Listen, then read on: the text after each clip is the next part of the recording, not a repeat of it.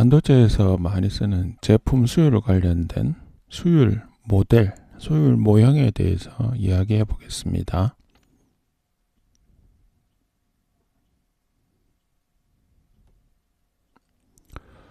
수율, 이게 수율이라고 뭐 뉴스나 이런 데서 많이 쓰는데 실제로 이 업무를 하는 사람들은 수율이란 말 잘 안 쓰고 뭐 일드 영어 그대로 많이 쓰죠. 수율은 생산량 중에서 양품, 실제로 출하 가능해서 판매 가능한 물건의 수죠. 그걸 수율, 일드라고 합니다. 그래서 웨이퍼 내에서 이렇게 많은 구획으로 나눠진 많은 칩이 있으면 그 칩에서 사용할 수 있는 칩을 말하겠죠. 그래서 수율 관련 용어를 살펴보면 GD에서 그로스 다이라고 해서 웨이퍼 안에 있는 칩의 전체 숫자를 그로스 다이 GD라고 하는데요. 이거를 웨이퍼당이라고 해서 GDPW 그로스 다이 퍼 웨이퍼 이렇게 표현합니다. 하나의 웨이퍼 내에 있는 전체 칩의 개수겠죠. ND에서 이게 넷다인데요. 넷다이는 이 전체 칩 중에서 양품 9칩의 개수가 ND 넷다입니다. 근데 실제로 현장에서는 이 GD라고 해야 될 것을 ND 넷다이라고 표현하는 사람들이 있습니다. 그래서 그 사람이 말하는 걸 듣고 넷다이라고 했으나 이게 그로스다인지 진짜 넷다인지 잘 구별해야 됩니다. 그거는 그 사람의 성향에 따른 거니까요. 그런 주의가 필요하고요. 수율은 넷다이를 그로스다이로 나눈 값이 되겠습니다. 그래서 수율은 기본적으로는 100%가 안 되겠죠. 그런데 현장에서 100%가 넘는 수율이 나오기도 합니다. 왜 그러냐면 여기 전체 칩이 있으면 여기도 칩을 하나 이렇게 넣을 수 있죠. 근데 여기 칩은 살 가능성이 없다 할 때 그 회사에서 이 살 가능성이 없는 칩, 여기 하나 칩이 있었다. 그걸 갖다가 그로스다이에서 빼버리고 그렇지만 여기 칩이 있어서 칩이 형성되기 때문에 이거를 테스트를 해갖고 보니까 양품이더라. 그럼 이걸 또 넷다이에 반영하는 경우가 있거든요.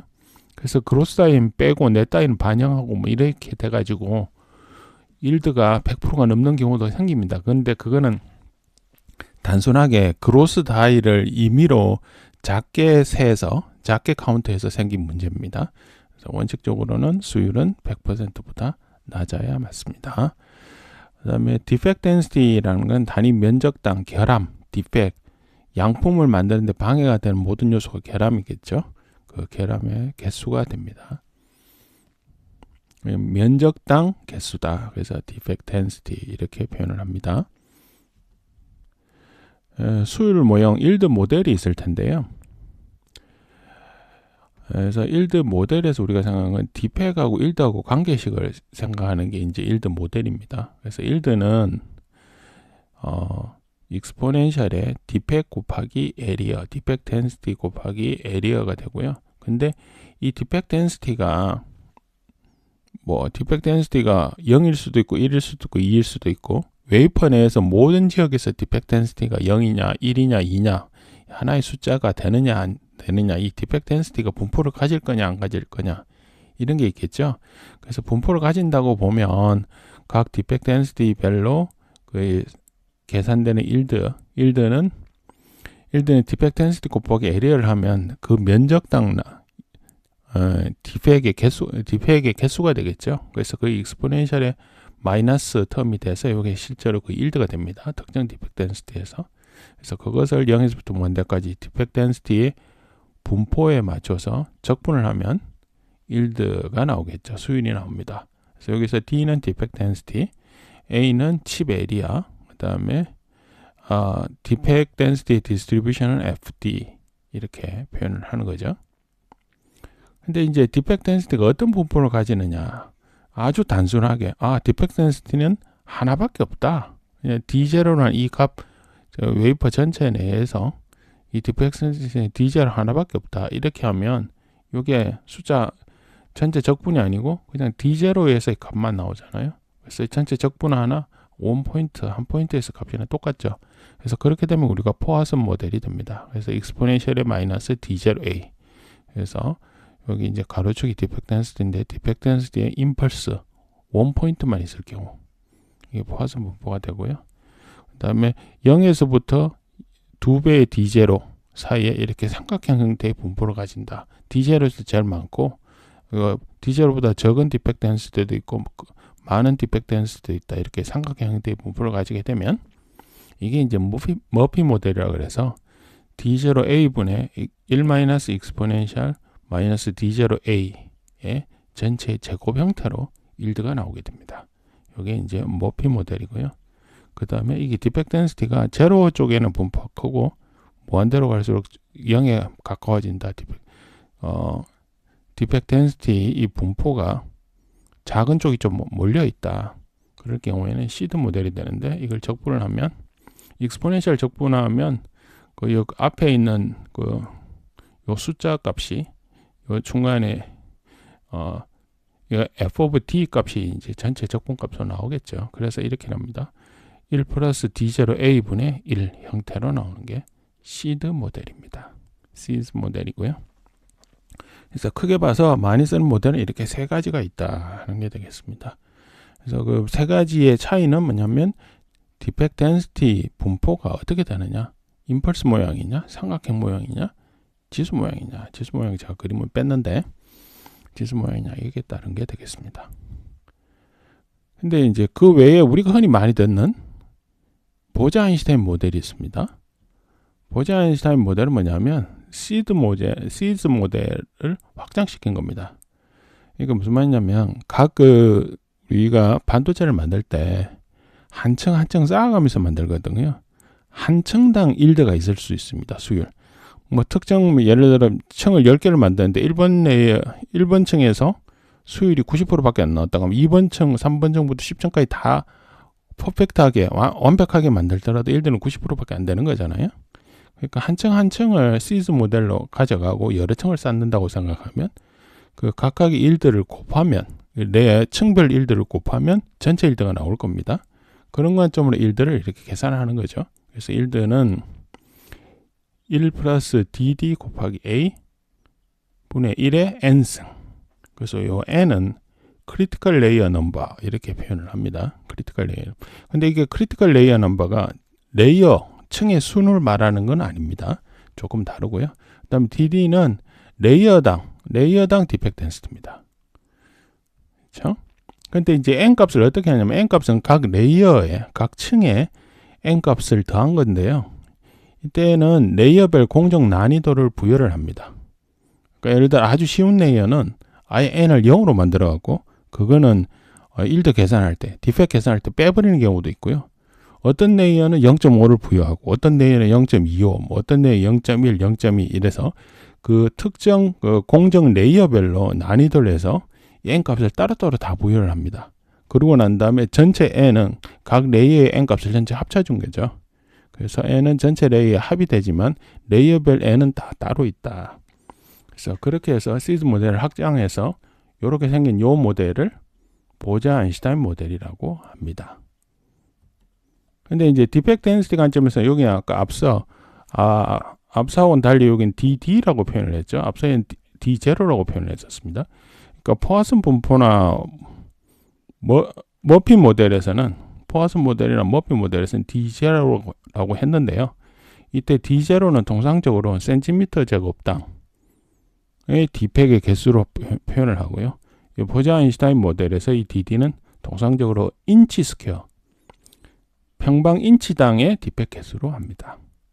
근데 전체 디펙트 덴시티는 이거를 만약에 이 디펙트 덴시티 곱하기 에리어가 작다고 생각하면 이렇게 이 제곱 형태로 나타나는 게 근사되는 게 이게 n이 여기 dd 앞에 붙는 nDDA 분의 1하고 같아지죠. 근사식으로 가져가면 1차항에서 보면.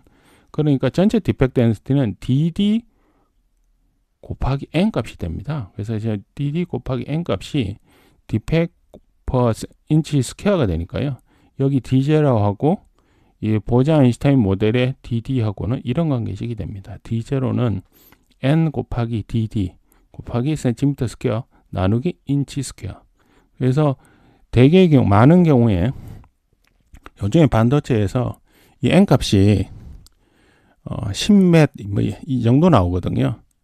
그 다음에 여기 센티미터 스퀘어하고 인치 스퀘어하고 비율을 보면 한 6점 몇 이 정도 나옵니다. 그래서 대강 봐서 DZ하고 DD하고 거의 곱절 관계가 성립합니다. 곱절 이상 차이 나기도 하고 곱절보다 적게 차이 나기도 하고. 예를 들어 보면 D0가 1이면 이렇게 보자-아인슈타인 모델을 바꿨을 때 이 DD 값은 0.5나 뭐 0.4 뭐 이렇게 아니면 0.6 이거 그 근처 그런 값을 나타내게 됩니다. 그래서 디펙트 덴시티도 단위가 다르기 때문에 수치가 조금 다르다. 근데 이건 이 n이 공정의 함수기 때문에 공정을 어떻게 잡았냐에 따라서 어떻게 그 셋업을 했냐에 따라서 상황이 달라지긴 합니다. 그렇지만 알아야 될 건 뭐냐면 D0하고 DD하고는 단위가 다르다. 센티미터 스퀘어 당이냐 인치 스퀘어 당이냐 그런 차이가 있다는 겁니다. 그 다음에 어떤 사람은 first yield라고 그러고요. 많이 쓰기는 prime yield라고 그럽니다. 그러니까 그냥 단순 yield고요. 그 다음에 repair yield, 리페어를 해서 얻는 yield가 있는데요. 포화선 모델을 기준으로 보면 프라임 yield는 앞서서 보였던 yield 모델에서 exponential의 마이너스 D0A 이게 프라임 yield입니다. 근데 repair yield는 뭐냐면 이게 이제 이 프라임 yield는 이 exponential의 마이너스 D0A라는 게 A라는 면적 위에 디펙이 하나도 없을 확률이거든요. 그러니까 디펙이 하나도 없을 확률이 이렇게 되고요. 디펙이 하나 있을 확률은 얼마가 될까요? 사실은 디펙이 하나 있을 확률은 exponential의 마이너스 D0A 곱하기 D0A가 됩니다. 두 개 있을 확률은 요 exponential의 D0A의 제곱을 한 값이 되거든요. 그래서 이 리페어 yield라는 건 뭐냐면 디펙이 하나도 없을 이 프라임 yield에다가 디펙이 하나 있을 때 그거를 리페어 수리를 해준다는 거죠. 수리해주거나 두 개 있으면 두 개를 수리하면 되겠죠. 그렇게 해서 리페어된 yield를 더해주면 쭉 더해주면 이거는 프라임 yield였지만 리페어돼도 동작하는 칩이 있을 거잖아요. 리페어돼서 동작하는 칩에 리페어 yield를 더해주면 전체 리페어 yield가 나온다는 거죠. 여기 이제 R의 E라고 표현한 건 리페어 이피션시라고 생각해서 RE라고 있습니다. 리페어 한다고 100% 리페어가 되는 게 아니거든요. 리페어 하다가 잘못될 수도 있고요. 잘 될 수도 있고. 리페어의 확률이죠. 한 번 리페어, 하나의 디펙을 리페어 한다 할 때마다 다른 게 거기에서 100%가 아니고 예를 들어 90%면 90%만 살린다. 이렇게 되는 거죠. RE가 90%면 0.9. 이런 식으로 해서 내가 리페어하는 개수만큼 이걸 다 더해주면 전체 리페어 yield가 나오는 겁니다. 그래서 리페어는 얼마나 파워풀하냐, 얼마나 효과적이냐면 프라임 yield가 0일 때도 리페어 정도에 따라서 90% 넘는 yield를 얻을 수 있습니다. 뭐 간단한 예로 보면 우리 요즘 메모리 뭐 D램 있다. 요새 D램은 수기가 비트짜리 D램 만들죠. 그런 경우에는 프라임 yield는 그냥 0입니다. 대개의 경우. 뭐 생산을 1, 2년 해도 뭐 프라임 yield가 나올까 말까 그렇습니다. 한 칩이라도 살지 안 살지 모릅니다. 그만큼 yield가 나쁜데요. 근데 이제 리페어를 하면 리페어를 해서 하다 보면 뭐 잘 만들면 90%도 나온다는 거죠. 90% 이상도 나온다는 거죠. 이게 개념이 어떤 거냐면 메모리 셀이 있으면 메모리 셀에 여기 빗셀이 여러 개 쫙 깔렸을 거잖아요. 그 옆에다 리페어 셀을 만들어 주는 겁니다. 그래서 이제 셀을 테스트해보면 요 셀이 불량이 났어요. 그러면 양품이 안 되잖아요. 그러면 다음번에 요 셀을 억세스할 때, 요 셀을 읽거나 쓰거나 할 때는 이 셀을 억세스하는 게 아니고 이쪽 리페어 블럭에 있는 특정 셀하고 연결해서 그걸 읽는 거죠. 그러니까 요 셀을 읽어야 되면 우회해서 이쪽에 리페어 셀을 가지고 그 셀에 대한 명령을 대응하는 겁니다. 그게 이제 리페어거든요. 그러니까 리페어 셀을 대응하려면 이쪽으로 가는 길을 이쪽으로 돌려야 되는 거죠. 돌리려고 하다 보니까 리페어가 필요한 거고요. 근데 이제 여기에서는 이 돌릴 때, 이 돌리는 게 제대로 잘 되면 잘 되는 경우가 있겠고, 잘 되더라도 이쪽 리페어 셀 자체가 또 불량이 날 수도 있잖아요. 그러니까 이게 리페어 이피션시, 요거는 항상 100%가 되기는 어려운 겁니다. 리페어하는 그 액션 자체가 제대로 일어날 경우하고 리페어 셀이 제대로 동작할 경우 두 가지가 합쳐진 일들거든요. 그래서 리페어 이피션시가 필요한 거고요. 그래서 이게 해결하는, 이렇게 리페어하는 방법은 뭐냐면 리페어 혹은 이제 리던던트라고 하는 블락이 있는 거죠. 블락하고 블락을 할 때는 블락이라고요. 리던던트, 리페어 블락이 있는 거고, 예를 들어 CPU 같은 경우는 멀티코어잖아요. CPU 블락이 4코어다, 8코어다, 코어가 4개 있다, 8개 있다 이런 거잖아요. 그러니까 그 코어 전체를 대신할 리페어 코어가 필요할 수도 있고요. 메모리 같은 경우에는 이 로우, 컬럼에서 줄 단위로 리페어 하거든요. 그러면 로우하고 컬럼, 대체할 로우나 컬럼이 있는 거고요. 다 하나의 셀만 대체할 때는 리페어 셀이 있는 거죠. 어쨌거나 이렇게 되면 처음에 요 블락만 만들었을 때 비해서 리페어 블락이 있기 때문에, 리페어 될 블락이 있기 때문에 실제로 칩은 커지고요. 칩 효율성은 떨어집니다. 그렇지만 이 리페어가 있음으로 해서 수율이 올라가면 전체적으로 보면 코스트 이펙티브해집니다. 그래서 리페어가 반드시 필요한 거고요. 그 다음에 이제 리페어를 하는 방법에는 주로 퓨즈를 씁니다. 아주 이전에 수십 년 전에는 퓨즈를 썼는데요. 머케니컬 퓨즈를 써갖고 여기 퓨즈가 있어서 퓨즈를 끊어버리면 퓨즈를 그대로 처음에 만든 대로 두면 원래 메인 블락을 억세스하고요. 퓨즈를 끊어버리면 이 블락 이렇게 억세스하는 게 없어지고 리페어 블락을 가는 거거든요. 그래서 머케니컬하게 퓨즈가 옛날에는 어떤 블락을 썼냐면 레이저를 쏴가지고 특정 퓨즈를 태워서 끊어버렸습니다. 그래서 그걸 퓨즈라고 하고요. 그러니까 레이저를 쏘지를 않고 요즘은 전기로 많이 하거든요. 그럼 전기로 해서 퓨즈를 우리가 옛날에 가정용의 두꺼비 집에 퓨즈가 과전류 흐르면 퓨즈가 녹아서 끊어졌잖아요. 그런 것처럼 퓨즈가 중간에 전기를 강하게 걸면 퓨즈가 끊어지는 현상, 그걸 이용해서 쓰는 퓨즈가 있거든요. 그걸 이제 엔티퓨즈라고 합니다. 이전에 머케니컬하게 레이저를 쏘던 거에 비해서 다른 모양이다 해서 엔티퓨즈라고 표현을 합니다. 그 퓨즈 타입이 있고 엔티퓨즈 타입인데 요즘은 엔티퓨즈를 쓰고요.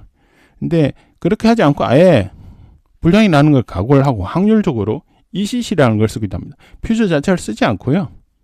퓨즈 자체를 쓰지 않고 리페어 블락이 있는 게 아니고 이 메인 블락만 만드는데 메인 블락에 예를 들어 8빗을 저장해야 된다. 그럼 8빗을 저장하는 게 아니고요. 예를 들어 13빗을 저장한다.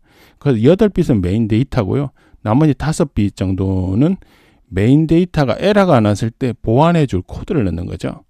그러면 이게 0하고 1의 개수를 세는 게 아니고 13빗을 읽어가지고 그거를 에러를 이거 코딩이 돼, 에러 코딩이 돼 있는 걸 오퍼레이션을 해갖고 8빗으로 다시 계산을 해 나와서 8빗을 돌려주는 그런 식의 코드가 있습니다. 이제 ECC죠. 그런데 그게 ECC 코드를 8빗, 어떨 때는 에러율이 낮으면 한두 빗만 쓰기도 하지만 에러율이 높으면은 더 많은 빗을 쓰기도 하죠. 그래서 ECC라는 것을 컨셉을 쓰기도 합니다. 그러니까 ECC 쓸 때는 가로 세로에서 여러 가지 오퍼레이션을 해가지고 데이터의 중간에 에러가 있더라도 에러를 보정을 해서 외부로 넘겨주게 됩니다. 그래서 ECC 코드를 쓰고 있고요. ECC 코드를 많이 쓰는 게 대표적인 게 저겁니다. 그래서 플래시 메모리는 주로 ECC 코드로 대응을 하고 있습니다. 그리고 플래시 메모리 에러율이 높기 때문에 ECC 코드의 리던던트한 코드 숫자가 늘어나고 있는 상태이기도 합니다. 이 리페어에는 다양한 방법이 있다. 그리고 리페어 알아둬야 될 것은 리페어를 해야 코스트 이펙티브하다. 그런 거죠. 여기 아까 코어 이야기를 했는데 이게 이제 리페어를 하는 코어가 있고요. 안 하는 코어가 있습니다. 예를 들어 보면 유명한 CPU 회사는 예를 들어 코어를 4개짜리를 이게 CPU를 만듭니다. 근데 테스트를 보면 코어 4개가 다 살았어요. 그럼 4개짜리 비싼 칩으로 팔고요. 하나 죽었습니다. 그러면 야 이건 코어 3개만 동작합니다. 그러면서 조금 할인해서 코어 3개 동작하는 CPU로 팔고요. 2개만 동작하면 2개 동작하는 CPU로 팔죠. 그러니까 리페어를 안 하고도 이 코어를 여러 개를 만들어서 코어 동작하는 개수에 맞춰서 라인업으로 판매하는 그런 방법도 있습니다. 그건 리페어는 아닌데요. 실제 효과는 리페어 같은 효과를 내서 전체 일들은 높아집니다. 왜냐하면 비싼 칩, 싼 칩 이렇게 해서 코어 동작하는 개수에 따라서 라인업이 돼서 판매가 가능하니까요. 코어가 다 동작 안 하더라도 양품이니까 그것도 일도로 봐야 돼서요. 그럴 때 일드가 90% 넘기도 합니다. 리페어를 하지 않지만 그런 경우도 있습니다. 이번 시간에는 반도체 제품 수율 관련해서 수율 모델, 모형을 살펴보고 리페어 개념을 봤습니다. 그리고 리페어가 코스트 이펙티브한 솔루션이 될 수 있다라는 이야기를 해보았습니다.